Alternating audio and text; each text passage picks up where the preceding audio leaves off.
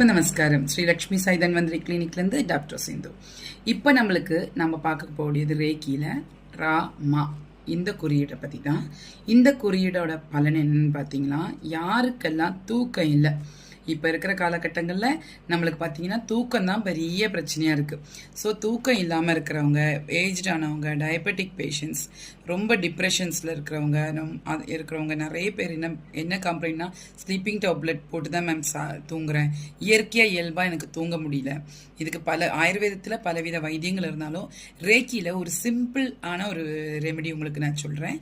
இந்த குறியீடை நல்லா பார்த்துக்கோங்க. இது எப்படி போடணும்னா, 1 2 கீழே இருந்து இப்படி ரிங்கிளாக அப்படியே முறுக்கு பிடிக்கிற மாதிரி இப்படியே வரணும், இப்படி போடணும்.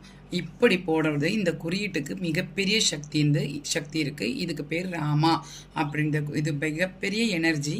உங்கள் மனசை ரிலாக்ஸ் பண்ணி நிம்மதியாக தூங்கலாம். இதை எங்கே போடலாம் அப்படின்னு பார்த்தீங்கன்னா, உங்கள் பாதத்துக்கு நீங்கள் தூங்க போகும்போது உங்கள் பாதத்துக்கு அடியில் ஒரு பென் வச்சு, ஓகே, ஒரு பென் வச்சு நீங்கள் வரைஞ்சி வச்சுக்கலாம். ஒரு மார்க்கர் பென்னு எந்த கலர் வேணாலும் யூஸ் பண்ணிக்கோங்க, வச்சுக்கலாம். அப்படி இல்லை சும்மா வச்சு உங்கள் கையில் வச்சு இப்படி போட்டுக்கோங்க.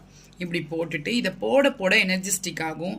நீங்கள் நாளடைவில் நிம்மதியான ஒரு உறக்கம் உங்களுக்கு இருக்கும், ஆழ்ந்த உறக்கமும் இருக்கும். இது ரேக்கியில் இதுக்கு தீட்சை இந்த மாதிரி விஷயங்கள் எடுத்து பண்ணும்போது இன்னும் ரொம்ப சூப்பராக இருக்கும்.